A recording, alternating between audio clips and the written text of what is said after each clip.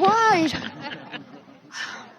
In the building behind me, Elon Musk is seizing power from the American people.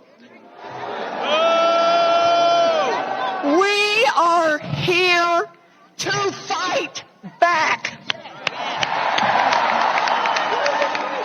A few months ago, Elon Musk spent $280 million to buy an election for Donald Trump. Now, Elon Musk is here to collect on his investment. He is here to seize power for himself. We are here to fight back.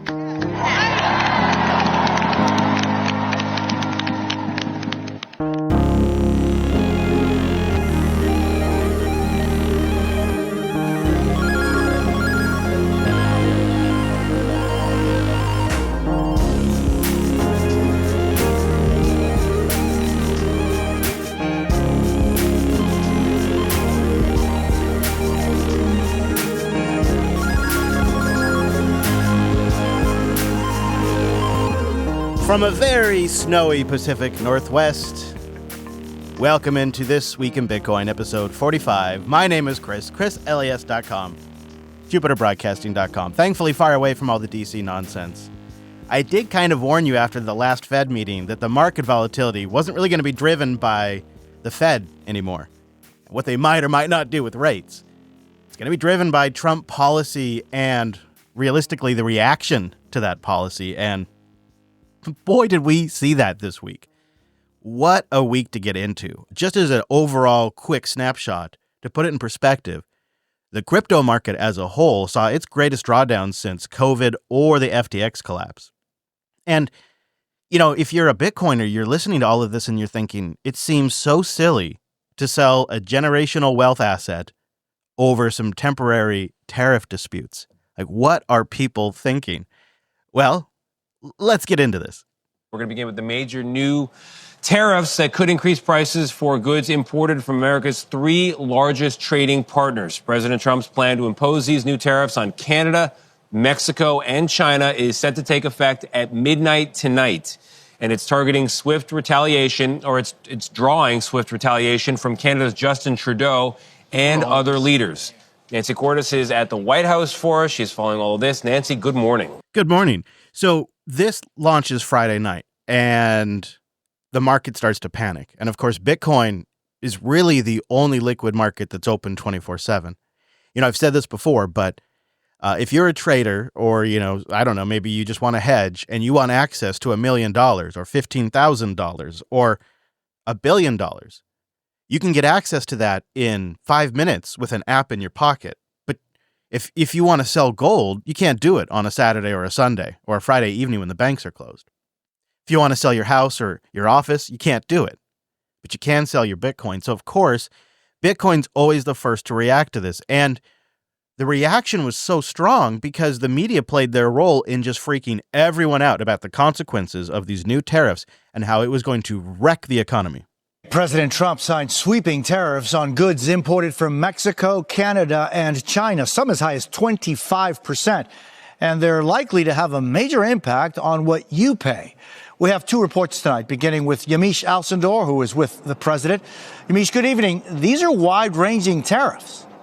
That's right, Jose. The president signed an order to implement 25% tariffs on Mexico and a 10% tariff on China. There's also a 25% tariff on Canada, except for energy products, which have a lower tariff, 10%. The White House says that's to keep costs down for things like oil and gas. This all takes effect on Tuesday. The White House says that this is to help with border security and to stop fentanyl from coming into our country. Now, Canadian Prime Minister Justin Trudeau says Canada will be pushing back forcefully, but Trump officials say that if any country tries to retaliate, the tariffs could be increased. Jose?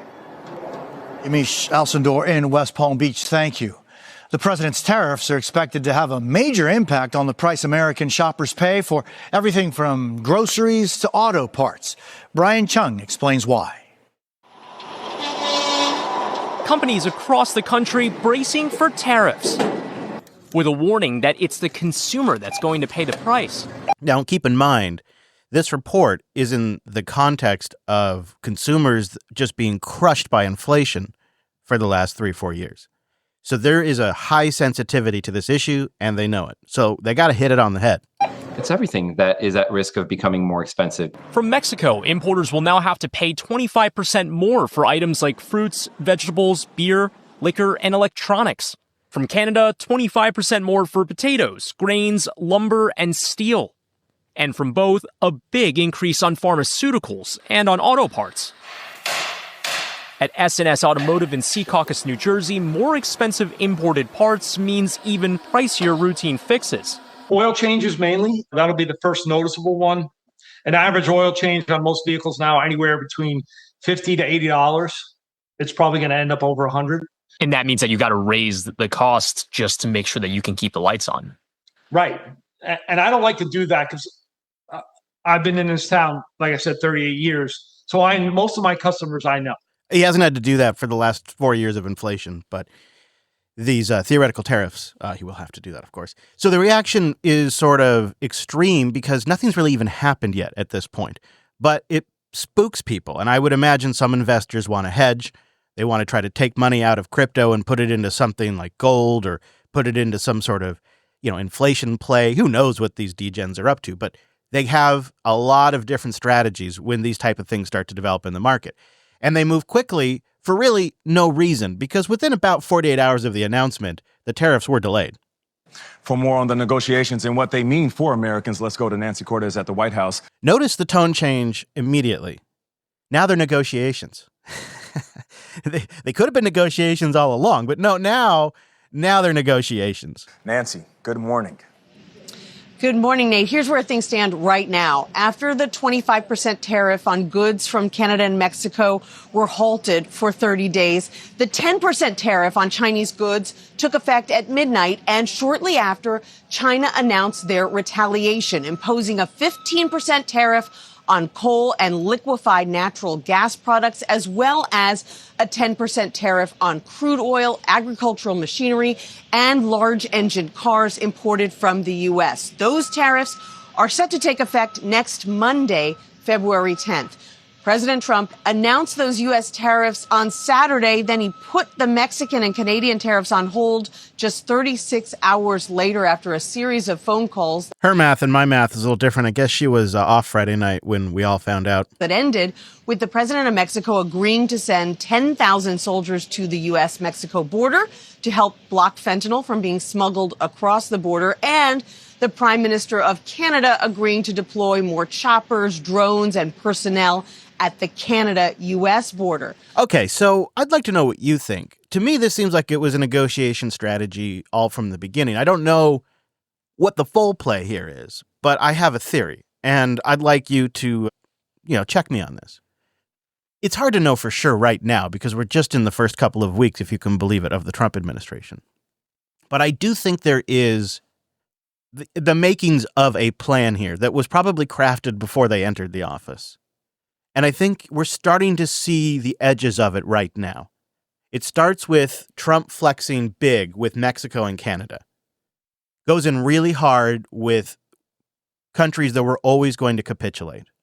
And he stacks some wins, some political wins, and he sets the tone for the tariff negotiations. He makes it clear he's serious, but he makes it clear he's willing to negotiate, but he's going to make sure you follow up on it. I think the next phase of this tariff stuff is he's going to move into the more long-term tariffs, the stuff that stays on, the stuff that him and his team feel are needed to balance out trade more. Now, I'm not making a comment on that. I think that's the next step. We start to see like the 10% long-term tariffs and things like that. And then they'll start collecting revenue from these tariffs. And I think the goal is to do a lot of this as fast as possible within the first 100 days. But ultimately, to have this stuff solidified before the midterms. So once we have long-term tariffs coming in, we'll start to have some revenue coming in. We'll start collecting revenue from these tariffs. But there's a problem. The executive branch can't legally use those funds for government expenses. They legally can't. They can collect the money, but they legally can't spend it on government expenses. That requires an act of Congress. Now, If I were Trump and I were looking a year or two down the road and I were trying to line up for the midterms, I'd be thinking about getting those 2017 Trump tax cuts that are set to expire locked in quick. And we also know that there's also some Trump 2.0 tax cuts that he campaigned on.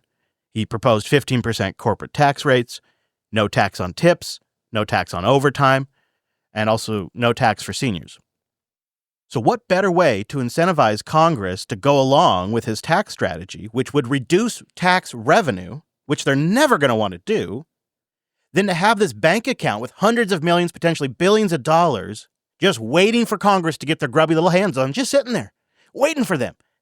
It should be an easy argument to make. The tax cuts will be an easy political win for everybody, and we can finance it with the tariff revenue. It's a win-win. Trump gets his tax cuts. The politicians get to give tax cuts to their constituents. They get to claim at least it's funded by tariff revenue. And I suspect that's just part of the tariff strategy. And I'm curious to know what you think the tariff strategy is. Fox Business financial analyst Charles Payne, who I have to say, initially rubbed me the wrong way because he's just kind of got this really verbose and loud way of presenting facts that seems like it's kind of, aimed at a certain demographic. But actually, his analysis are pretty solid when you get past the presentation, at least in my opinion of the presentation. And Charles will make the case in this clip that this reaction to the tariffs never really made sense from a long-term, broad picture strategy. I don't know if he's right, but I'd like to know your opinion on his take. In 1921, the public was clamoring. They were begging, demanding for higher tariffs, right? Why? We had these new industries, the automobile and things like that. They wanted to protect that. The economy was coming on. Our way of life was changing. We had the Emergency Tariff Act of 1921. That was followed by the Fortney-McCumber Act of 1922. And there were two specific principles, right? The scientific principle, this linked wages to the exporting country, right? In effect, let's say China has cheaper labor than us. This made sure that this negated the fact that a country would have cheap labor. Then there was the American selling price. I love this one. If a product got here from a foreign country and it was cheaper than Americans, well, guess what? They made it more expensive. And by the way, the Fortney-McCumber Act, those tariffs were the highest in history. They averaged 40%. Some, though, went as high as 400%. So what was the result? Let's talk about that for a moment, right? So a result of this act, one result was an increase in spending by top tiers of American people, right? Americans had money. They weren't in a foxhole. The American people, they were taxed less. Remember, all of what President Trump is doing also involves lower taxes. They were taxed less, so they had more money to spend on American goods. What is meant by protectionism? It's an economic policy of the 1920s, it was essential to trim the way to trim federal expenses. What are we trying to do now? We're trying to shrink the government. We're trying to bring it down. It's too big. It's too bureaucratic. If the deficit is too high, we're spending $1 trillion a year just to service that beast. And the way to do it was through these tariffs. And so these tariffs are absolutely phenomenal. In fact, they sparked something that we now commonly call the Roaring 20s, right? Look at this. Okay, so tariffs are bad. How could they be bad? We were going down here. This is the stock market. It was going down. We had the Emergency Tariff Act, then we had the Fortney-McCumber Tariff Act, and then, bam, 500% climb in the stock market. Absolutely phenomenal. In fact, tariffs are working so well, Herbert Hoover, who was running for president, decided to make it a central part of his theme, but he specifically wanted to help American farmers. Now, here's the problem. The plan was hijacked, okay? The tariff schedule was flooded from the industrial sector. So, yeah, we were going to help the American farmer, and then everyone jumped on board. Still, they went into effect. We all know it now as the Smoot-Hawley Act. Went into effect March 13th, 1930. So what happened, right? I mean, every time someone comes on TV, they say, remember Smoot-Hawley? Inflation's going to go through the roof. You think prices skyrocketed back then? Absolutely not. In fact, it was the most extraordinary deflationary spiral in American history. This is it. This is Smoot-Hawley, folks. The 1930s deflation. It wasn't inflation. Prices went down. They didn't go up. So it's really, he's pointing on the screen. He's pointing to the spot on the chart where you can see deflation totally kicking in while that tariff was in place. And then afterwards, inflation kicks back up. Different time, but it's a different narrative around tariffs than what we've been hearing. I'm not really too focused on the specifics right now because it seems like it's still in the negotiation stage. And so what gets talked about now is sort of the opening salvo. And then what they end up on is something entirely different. But it's going to cause volatility in the market. That's for sure.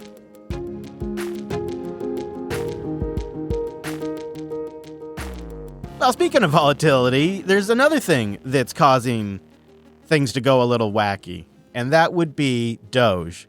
I'll admit I was a bit skeptical. I thought maybe they'd, eke out 900 million or maybe $1 billion in savings and, say they revolutionize something with blockchain and walk out the door.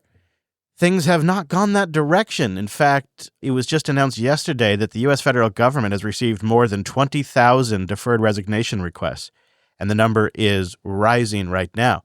And as our intro clip demonstrated, it seems that Doge has really hit a nerve. We turn now to the latest on President Trump and Elon Musk's drive to reshape the federal government.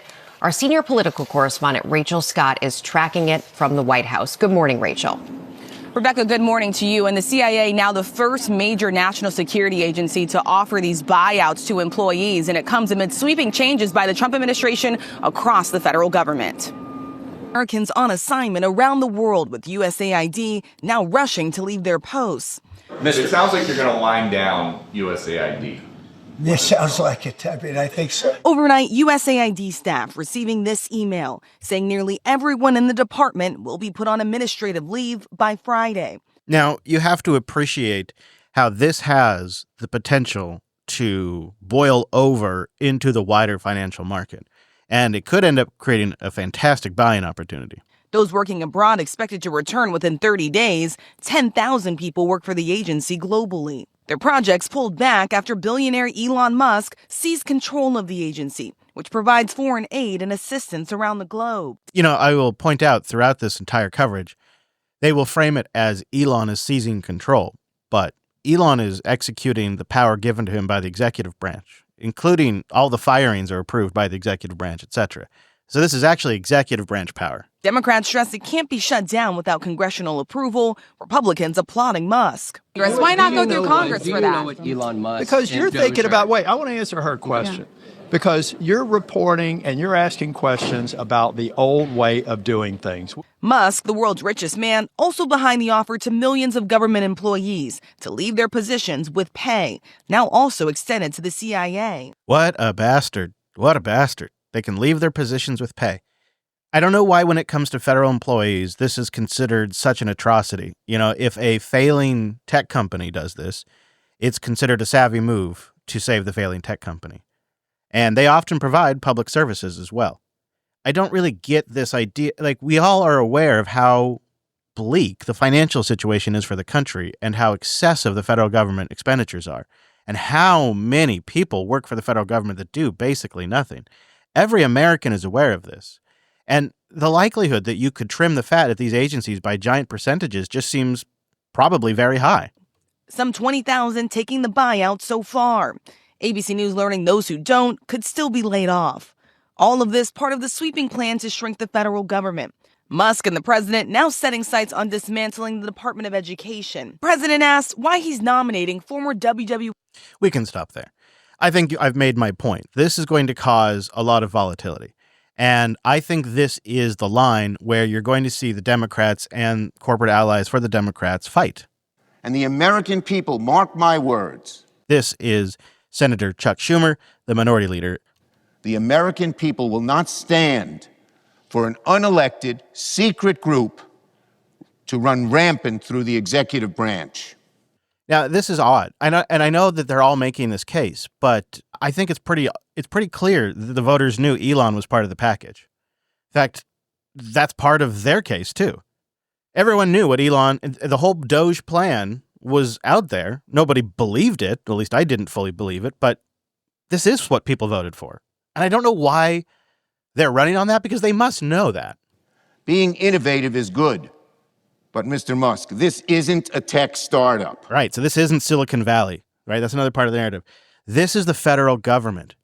We affect lives here. This is the federal government, not Silicon Valley. These are public institutions that deal with things like Social Security and Medicare and national defense. Won't you think of the lives? How could you think about money at a time like this? Won't you think of the lives at risk here? and provide for the well-being of the American people. And the American people have a right to be part of that debate. That was called the election, Chuck. This was the same argument used for COVID lockdowns. This really reminds me of this because I was on the air during the COVID lockdowns, and I was noting that on one side of my family, they had a restaurant business that was about 25 years old that was doing great, but now failing. And they ended up selling it for parts and shutting it down. They were going to pass it on to their daughter, and she was going to run it. It was going to be a generational small business that failed because of the lockdowns. On the other side of my family, they owned a hotel chain, remote side of my family, so don't make any assumptions. And their hotel chain was failing because of the lockdowns. And they would have failed if it wasn't for the fact that the state came in and rented a bunch of rooms for isolation and immigrants and basically got a state bailout. And so I was watching, and that was a 35-year company.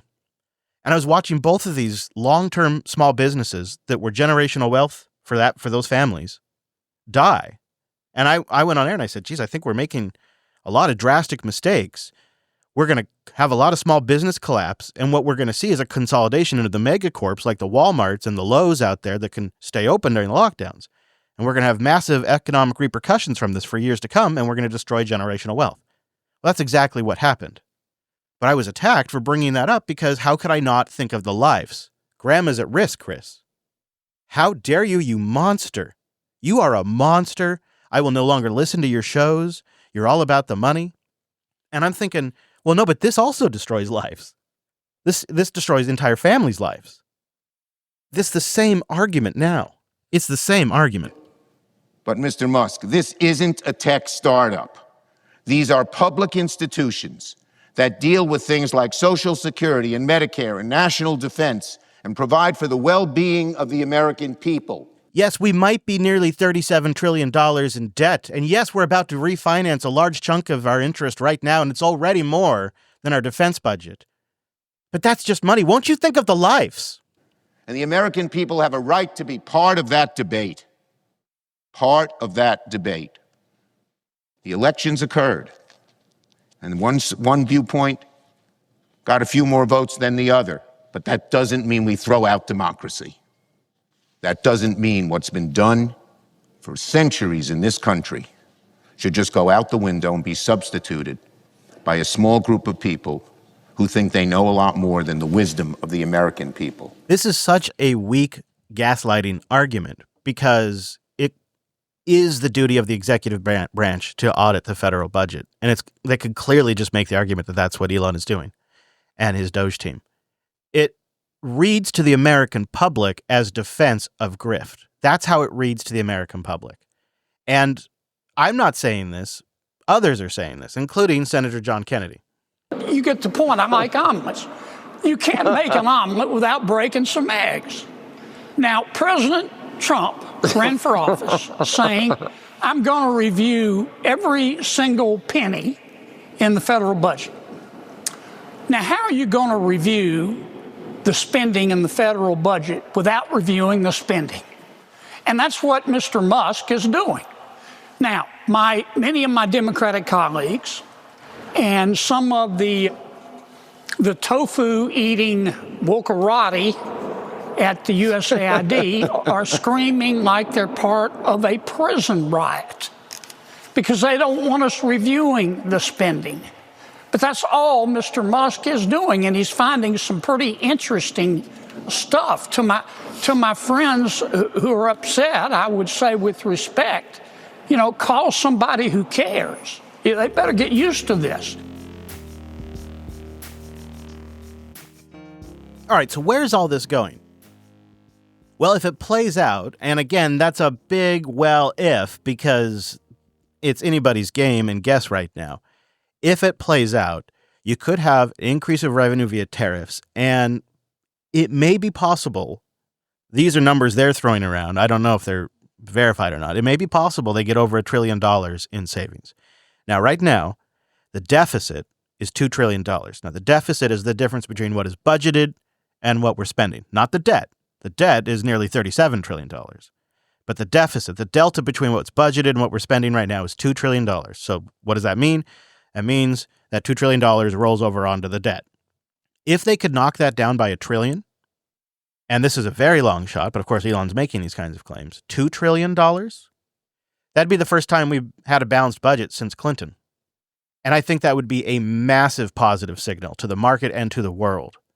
And I think it would also do tremendous, tremendous progress to ensuring the continued reserve status of the US dollar. And that will be huge for Bitcoin. And I'll tell you why. Ironically and awkwardly, it all comes down to stablecoins. Talked to you about this before, but stablecoins and Bitcoin growth are linked at the hip. And when stablecoins grow, they buy U.S. debt. And President Trump signed an executive order instructing the Treasury and Commerce departments in the U.S. to establish a sovereign wealth fund. Now, he's assigned the new Treasury Secretary, Scott Bassett, and the Commerce Secretary, Howard Lutnick, to the task of developing the foundation for that fund. It's going to probably need Congress approval, and I believe Senator Lummis is going to be in that pipeline. Now, these gentlemen, along with the crypto AI czar David Sachs, held a press conference. And before they got to Bitcoin, which did come up, they addressed stablecoins. And I think you need to hear this.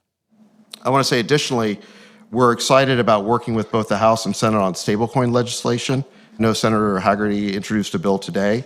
This stablecoins really have the potential to ensure American dollar dominance internationally, to increase the usage of the U.S. dollar digitally as the world's reserve currency, and in the process create potentially trillions of dollars of demand for U.S. treasuries, which could lower long-term interest rates. So let me stop there, and I honestly, my mouth dropped when I heard David Sachs essentially lay out the theory that I put a few episodes back in the show, that the U.S. would inevitably lean into stablecoins for this very reason. And Senator Bill Hagerty has introduced a stablecoin bill titled the Genius Act, and they're aiming to have it signed within Trump's first 100 days. And the banking committee in the Senate seems to be on board. So that's interesting, just as a side note, because obviously those stablecoins are going to run on some sort of shitcoin network. But Bitcoin tanked on the news. It was like at 101 and it tanked down to like 97. Tanked. I know, right? Tanked. It farted. Basically, it burped. It wasn't, it's easy to say tanked, but that's ridiculous. It went down a little bit, but people were kind of surprised, like this seems like great news. Sovereign wealth fund, could be a potential there for Bitcoin. Lummis seems to be in the pipeline, but the price of Bitcoin fell. And I think the reason is because Bitcoiners were expecting on day one Trump to sign some sort of sovereign wealth fund that included Bitcoin or some sort of reserve or stash. But that's not really what he committed to. He committed to researching the issue within the first 100 days, which sounds like they are on track. Sachs was asked a question about crypto. I want you to hear the whole thing. The press is not mic'd, so it's going to be kind of hard to hear. But they asked Sachs about crypto, and he answers about Bitcoin. The Bitcoin reserve, I'm curious what the plans are for that at this point, and what the administration consider putting crypto into a sovereign wealth fund that it is planning. So one of the things that the president instructed us to do was to evaluate the idea for a Bitcoin reserve. And so that is one of the things, this is one of the first things we're going to look at as part of the internal working group in the administration. So as soon as we get all that set up, we're still waiting for some cabinet secretaries who are on the working group to get confirmed. So we're still in the very early stages of this. But that's one of the first things we're gonna look at is the feasibility of a Bitcoin reserve. I think so. It's one of the first things they're going to look at once all the cabinet members in position. This, to me, is better than Trump creating some sort of strategic stash with the wave of a Sharpie. This sounds like a plan, if they follow through, this sounds like a plan to work with Lummis and the Congress to actually make this a reserve via some sort of bill and law, which would have much more staying power than just one presidency. Additionally, I think it sets an example for the rest of the world that is also considering this. I actually think this is a better route for them to go long term. And when you see some of the questions that Sachs answered after the press conference, I think it'll make you feel better. He on CNBC was asked some follow-up questions, and I'll play that for you. The Bitcoin reserve, you said that's being studied. It's one of the first things that's on the table here. What goes into that process? Is that something that would be standalone, or is that something that could potentially be tucked into, say, a sovereign wealth fund, which has been the speculation today on the heels of that executive order? I guess it's possible that the sovereign wealth fund could decide that they want to make Bitcoin or digital assets part of its portfolio. You're going to have to ask the incoming Commerce Secretary Howard Lutnick about that. The item that President Trump asked our working group on digital assets to study is whether it's feasible to create either a Bitcoin reserve or some sort of digital asset stockpile. And so we're going to be looking at that question. We haven't committed yet to doing it, but it's one of the first things we're going to be looking at. Hey, David. Now, he said something in there that I thought was interesting. It could be up to Howard Lutnick to put Bitcoin in the sovereign wealth fund, totally separate from the Bitcoin reserve. The sovereign wealth fund could feature all kinds of assets. Now, Howard Lutnick, well, he happens to be a rather bullish Bitcoiner. This is Howard Lutnick. I have hundreds of millions of dollars. Okay. Hundreds and hundreds of millions of dollars exposure to Bitcoin. And it will be billions. I was going to say, so next year when you come back and we'll do this again and you'll be a Bitcoin billionaire. Every time Bitcoin dips, I'm going to be the buyer. What you're going to see is Kind of Volatility is going to be the sponsor of Bitcoin into traditional finance. Mm-hmm. And so we will be the leader of it. And I'll pull out this podcast in years to come and say, see, I told you, because no one's going to remember. Of course. Right? But all the banks, after we do it and show people how to do it right, they'll all copy. Mm-hmm. And so the asset of Bitcoin will just, as it becomes more accepted, it will become more valuable. Lutnick also had this to say. He is the CEO of Kind of Volatility, if you didn't pick it up. And he was at Bitcoin 2024. Kind of Volatility is here to announce that we are launching a Bitcoin financing business. We will offer leverage to those who own Bitcoin. We are going to launch with $2 billion of lending. And once we put out the $2 billion of lending, we will go up in increments of $2 billion. You have to realize Cantor and BGC, its largest wholesaler, we finance and arrange vast amounts. And we are going to now build that ecosystem for Bitcoin. So the moral of the story is we are going to welcome Bitcoin into the financing family of the global financial markets, and Kind of Volatility is going to be your sponsor. All right, so that's the guy in charge of the Sovereign Wealth Fund.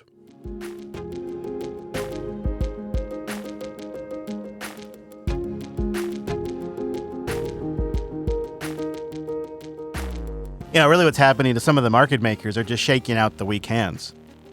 And they're stacking cheap sats, so that way once the price starts to rip again, they have great margins.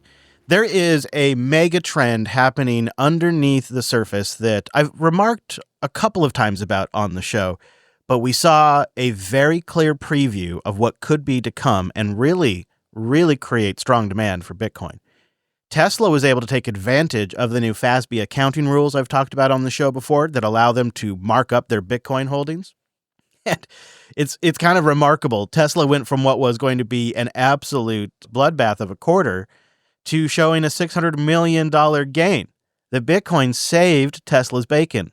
Tesla just reaped a $500 million windfall thanks to its Bitcoin holdings and new accounting practices. It disclosed a $600 million mark-to-market benefit from Bitcoin on its net income. That increase is thanks to a change at the Financial Accounting Standards Board, which told companies to start measuring the value of their digital assets holding each quarter. Come on. Is that not going to be... And I think there's something around 80, just under 80 public companies that hold Bitcoin on their balance sheet. They're going to be taking advantage of these FASB accounting practices.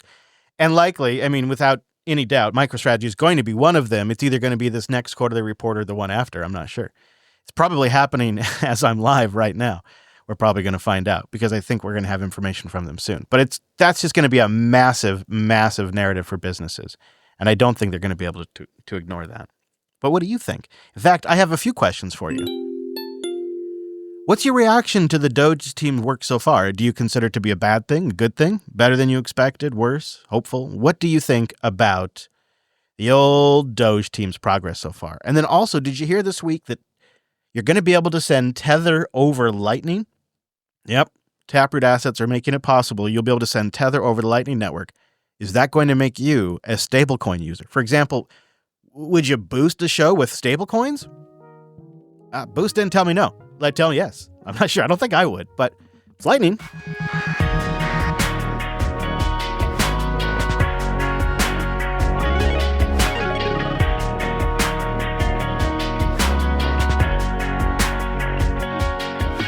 Hey, you can support the show just by doing what you do. If you want to stack sats like DCA and with River, there's no better way to do it in the US. They have a great interface, mobile apps, so many great security systems, as well as proof of reserves. Just set it on automatic and they'll stack for you. They also have a great savings account option for cash where the interest is paid in sats. You can support the show by stacking sats on River. Now, if you're all about self-custody and you're in Canada or the US, let me tell you about the Bitcoin Well. BitcoinWell.com/Jupiter, link in the show notes. Their system is self-custody only. You buy and sell sats directly from your Lightning or on-chain wallet. Now, you want to spend some of your sats on Lightning, maybe convert them into like an Amazon gift card, something like that. That's the Bitcoin Company, thebitcoincompany.com, promo code Jupiter, link in the show notes. The Bitcoin Company has hundreds of different gift cards. They're Bitcoin only. I love them. If you want to stack sats by paying your bills, that's the Fold card, and they keep going from strength to strength. I'll have information on that in a little bit. Stack sats just with your regular purchases. You get a debit card. It's great. And if it's time to get access to your BTC value without selling it, consider Salt Lending. Links to all of that in the show notes.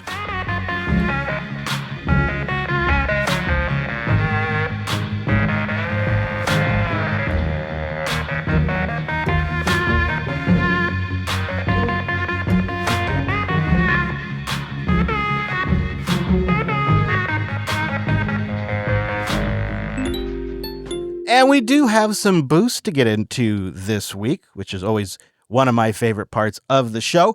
So let's start with our baller booster this week, who is Derivation Dingus, who came in with a meaty 222,222 sats.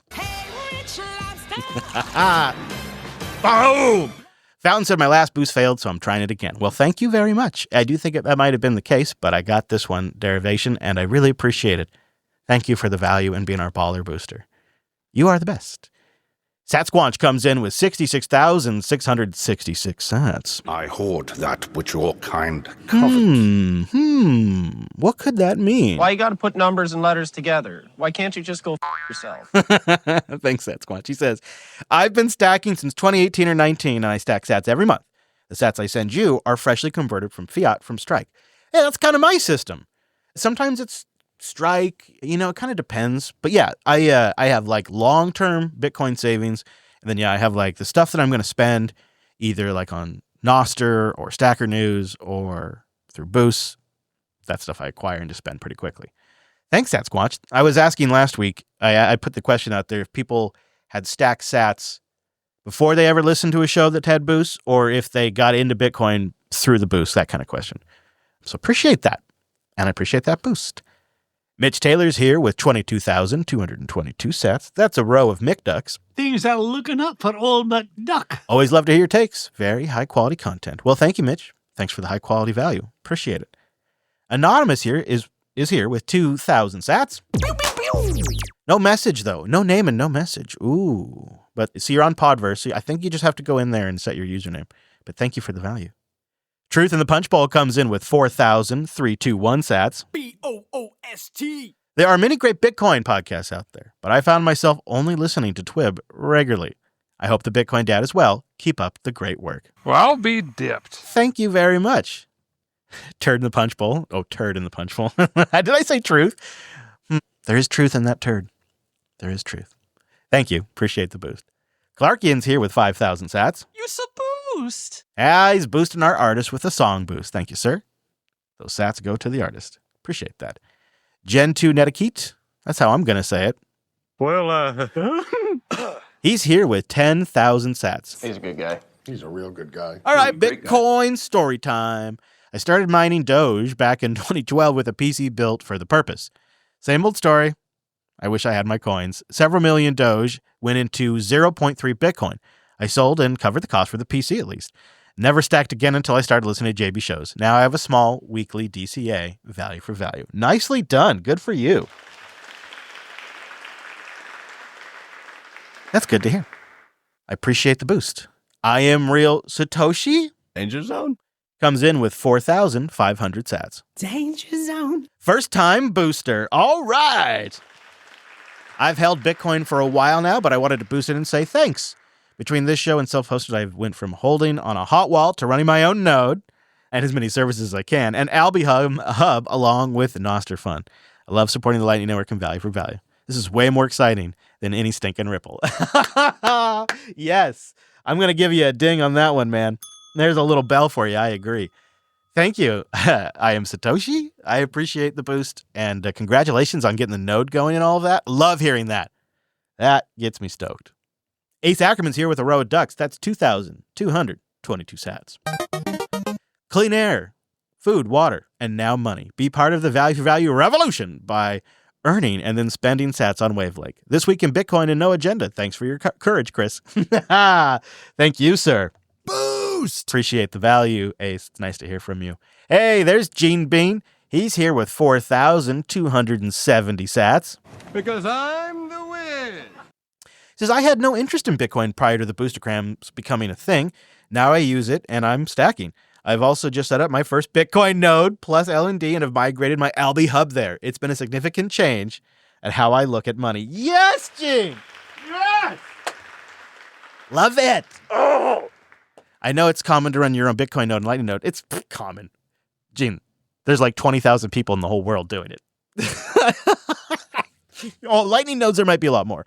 I don't know. But like actual Bitcoin nodes that are discoverable, I mean, you hear it in the state of the network. It's not common, Gene. But I was wondering what your thoughts are on running a liquid node. I asked because I know it's an option on Umbrel and Nix Bitcoin. Yeah, so I do the Elements liquid node. I do run it, and there is some value to it. I think maybe particularly with pegging in to the liquid network. But the big caveat with the liquid network is pegging out is still permissioned to a sense, and I don't think you can use your node for anything like that. But it's still useful. I don't find it as useful as a Bitcoin node, but I still like to have it, Gene. You know? And I'm a fan of Liquid, so I just like being part of it, I have to say. And I'm really glad to hear it's going well for you. Let me know if you do I think it's called Elements Core. I think that's what my Liquid node is. Let me know which way you go and how it works for you, because I run it, but I don't use it a lot. Orange Pill Lawyer 25 comes in with 2,121 cents. You're doing a good job. I've been stacking since January 2021, and I love the opportunity to use it through the Fountain app. I wish there was more opportunity to interact with it, though. Oh, I think, you know what, Orange Pill? I have a suspicion that your wish will be granted over 2025. You probably saw the headline this week that the SEC is reassigning their crypto law enforcement task force. Their lead crypto lawyer just got reassigned to IT in the SEC. So I think, like the panic that happened at Alby where they had to move from custodial to non-custodial because they were concerned about being a money transmitter and the SEC and the Biden White House coming after them. 1 year later is just simply not an issue anymore. And the SEC seems to be like they're getting defanged, for better or for worse, in my opinion. Maybe a little worse. But then again, the SEC has really failed to do a good job. So maybe for better. But my point is, Orange Pill, is you're going to see a lot more services spun up in the U.S. that are going to focus on experience and high quality. Maybe not, maybe a little more premium, I suspect. Thanks for the boost. Producer Jeff's here with 2,222 sats. Giving Ripple a ripe ripping. That would have been a good title, Jeff. I was needed for their rotten regime. I had to make some clips and send them to my XRP-loving coworkers. Well done. I still can't get in a real argument on why they like it more than Bitcoin. At least they like Bitcoin too. Oh, well, that's good. Yeah, it's always, I think the value play for XRP is in a world of CBDCs, they're like the connectivity between the banks to move transactions. Who wants that? I think. Maybe I have it wrong. Thanks, Jeff. One Dull Geek's here with a row of ducks. But Chris, the price of everything has been coming down and will continue. When priced in Bitcoin. I understand what you meant, but that's a fiat mindset. Something I'm trying to remove from my life.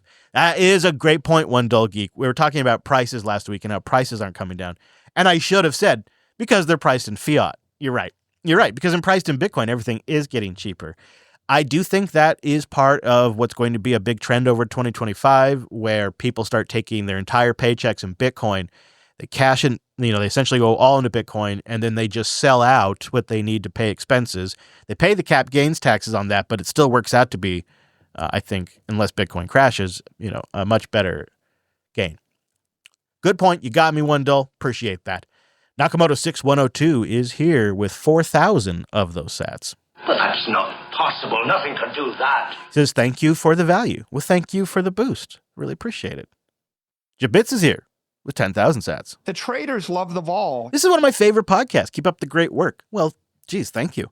The more info and analysis, the better, but I know your time is limited. I actually enjoy all the JB shows. I wish I could share your enthusiasm for the new administration, especially the non-Bitcoin related policies.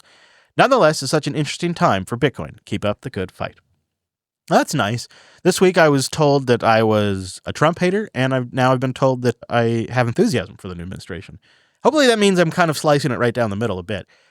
My real only political bias that I kind of own is that I'm very anti-war, and I think the fiscal policy situation is absolutely bonkers and has to be immediately solved.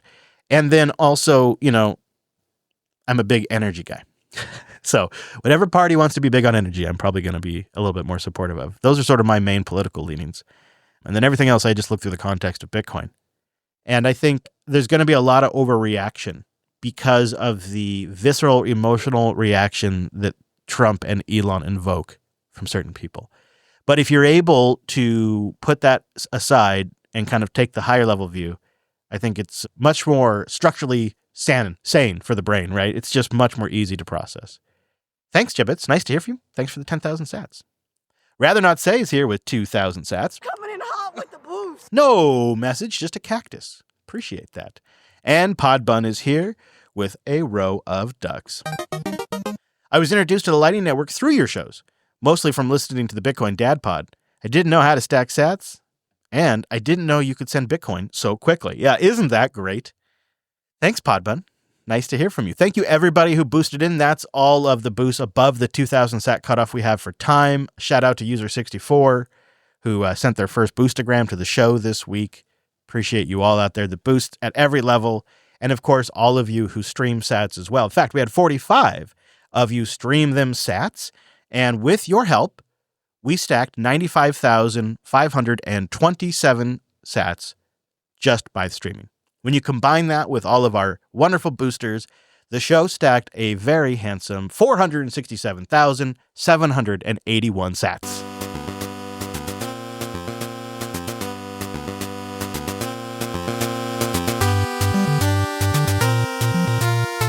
Probably the easiest way to boost these days is with Fountain FM, and you get your sats with an app like Strike. But as you can hear, many of our listeners will go the self-hosted route in your house using something like Alby Hub and a podcasting app of your choice. There's lots of great apps listed over at podcastapps.com. You just need some Lightning sats and a way to boost the show.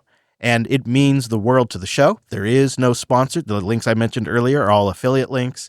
These go to the production of the show, and I really do appreciate it. Everybody who either uses one of our affiliates or boosts in, you're making a big difference, keeping the show going, and really, I think, helping me build what I consider to be a long-term runway for the Jupiter Broadcasting Network. And I think that's going to be more important than ever. I've talked about it before, and I think this is like the last chance to really kind of get this figured out because the advertising market around podcasting is getting really, really weird. It's not going away entirely. It's just getting creepy.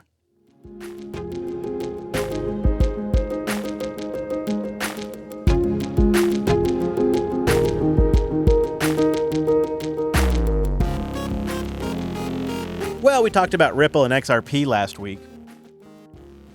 Yesterday, as I record, the XRP blockchain was actually down for an hour. The XRP ledger halted block production for about an hour on Tuesday before just spontaneously recovering. It was a rare disruption, but it does happen. Network activity froze at ledger height 939277173, something like that, prompting an immediate investigation from all the validators trying to figure out what's going on. Things have resumed normal operation, and of course, the CTO of XRPL, because they have a CTO, said that it wasn't really a big deal. You know, there was some things, the system recognized a problem, things shut down for a bit. And then he tried to play it off. Well, other blockchains have these problems too. Quote, it just caused ledgers not to be seen as trusted for about an hour. The servers knew the network wasn't working correctly, and so they did not report any ledgers as trusted during the incident. So it's no big deal. What are you worried about? So what that it went down for an hour? Shut up.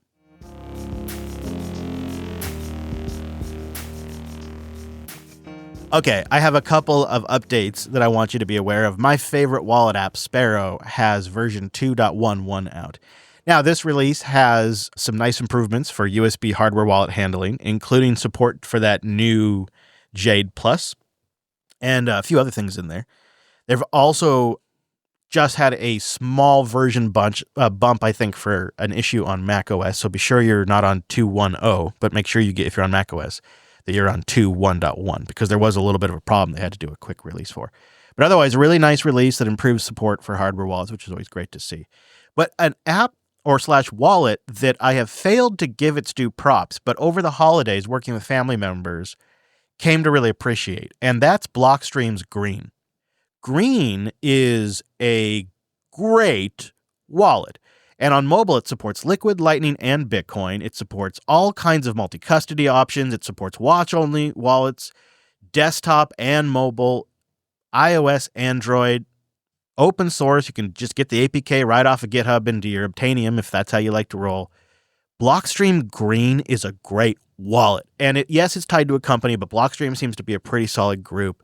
And they just keep going from strength to strength. And they just enabled Liquid discounted fees for confidential transactions. This is crazy. It's like, maybe like a transaction that was, I don't know, I'm just making up numbers, but say the transaction cost was the equivalent to 100 sats before. With this support for confidential transactions, the cost could be like 25 sats or 20 sats. It's a dramatic reduction. And Liquid's already crazy cheap and fast. And you can just interoperate in Green right there. It's such a good wallet. If Sparrow's slightly intimidating to you, Green is fantastic. Sparrow goes to the next level because it gives you information about everything. Makes it super easy to work with your own node. And it's a desktop-only workflow over at Sparrow, where Green offers desktop and mobile. That they can kind of, you could have like your primary wallet where you use your hardware device on your desktop, but then you could have a watch-only, copy, a watch-only version of that wallet on your mobile device where you can still receive sats, but you can't send. That's pretty neat, especially for cold storage. So Green's a really good app. Version 2.0.20 came out this week. And then I mentioned Fold, which is the company I use, which gives me a debit card to stack sats with every purchase and to have an ACH account so that way I can do bill pay and stack sats. Fold seems to be expanding their collaboration with Visa. This is the announcement. They say, quote, to introduce innovative Bitcoin Rewards card program. This includes Fold's flagship debit card and an upcoming credit card product, using Visa's shared services and incentives to enhance rewards. So it looks like Fold is going to roll out a Visa credit card soon with sats back. And this is sort of part of the strategy I was mentioning earlier in the show about taking your paycheck in Bitcoin. You put your day-to-day, now you have to be financially responsible. This is not advice, blah, blah, blah. You put your day-to-day expenses on the credit card. This is your own personal layer 2 to Bitcoin, if you will. Your expenses go on the credit card, or you pay them directly using your Fold account's ACH function. At the end of the month, you pay off the credit card with Bitcoin. So you're getting your paycheck deposited in Bitcoin. You're making 1 or 2 transactions in Bitcoin. One of them's to, whatever payments you have directly out of your Fold account, and the other one's the payment to pay off the credit card for that month. You're stacking sats on both sides because the credit card stacks sats and the Fold ACH payment stacks sats. And you're keeping as much Bitcoin as you possibly can, because if you take your paycheck in Bitcoin, now you have to make the conscious decision to convert that Bitcoin to fiat for what you want to buy. That's going to make you rethink everything you buy. It's going to make you rethink every expense because you have to sell Bitcoin, and that is going to make you pause. And I just think that's a fascinating mental shift that could help people cut back on savings and increase their Bitcoin hold. And then these credit card products, well, traditionally, I think Bitcoiners are kind of anti-lending, anti-financing. These credit card products are decent in modern society. They offer consumer protection. They're widely accepted. And it could be another way to stack sats. I just think Fold is working on some really interesting stuff.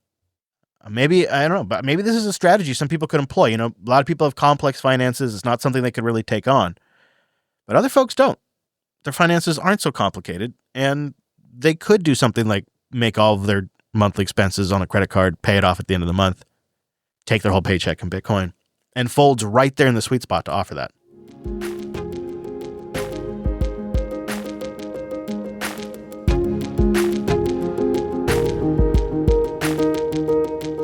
Okay, it's time for the final clip of the week. And one of the names getting thrown around is the new U.S. Secretary of the Treasury, Scott Bassett. And compared to Janet Yellen, I have to admit, he is like a cold glass of water to a desperate man that is very thirsty in the desert. And he's also fairly pro-Bitcoin. And I think he gets it at a different level than most politicians, which kind of a big deal for the Treasury Secretary of the United States. And I think that everything's on the table with Bitcoin. And to me, one of the most exciting things about Bitcoin is for a generation of investors who maybe post the great financial crisis have been looking for investment opportunities, or maybe they'd soured on markets. Crypto is bringing in young people. It's bringing in the people who haven't participated in markets. I think this is nailing it, especially for millennials that entered the workforce after the year 2000, around the year 2000. You know, there was pretty quickly the dot-com bust, which sucked for jobs, and there was recessions that kind of hiccuped from that was pretty bad. Then you fast forward a little bit. Of course, there was things like 9/11 and the Iraq War and all of that were treacherous for the market as well in between there. But then you fast forward to 2008, the great financial collapse, devastating for income for the millennials. And between 2008 and the dot-com boom, I became inherently skeptical of the stock market. It just seems way too risky to me. You know, like look at Microsoft and Google right now. Their stocks are doing bad. And Google, they even exceeded expectations in some cases. They just didn't do a good enough job. And you just can't really bet on a stock. It just doesn't feel safe. I wasn't interested in any of this stuff until Bitcoin came along. Bitcoin gave me the lens to learn and care about money. And now I'm more interested in wider products in the stock market, like ETFs potentially and things like that. Not Bitcoin ETFs, but other ones. And if it wasn't for Bitcoin, I probably wouldn't be participating in any of this.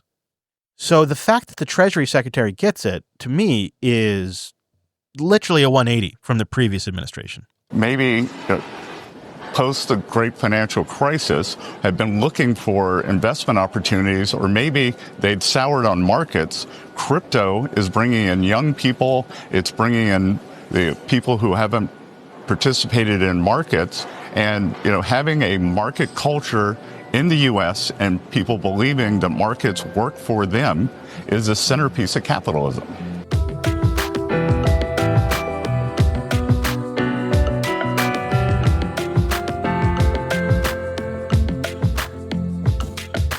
All right, let's take a look at the state of the network before we get out of here. The show is wrapping up at block height 882,429. There are currently 21,941 reachable nodes. Oh, we are so close to 22,000. Literally, this audience could move that over to 22,000 reachable Bitcoin nodes if just 60 of you out there launched a node this week. Now, the Bitcoin price is down 10.7% from its all-time high. So we're, my favorite stat, which is sats per dollar, we're back above the 1,000 threshold. Sats per dollar right now is 1,026 sats to one U.S. greenback because the Bitcoin price is sitting at 97,500 U.S. greenbacks. You know what? 97,000 Bitcoins, okay by me. The rest of the network hums on TikTok, next block. The USD price and all the fiat prices are really external to the network because the Bitcoin network is strong.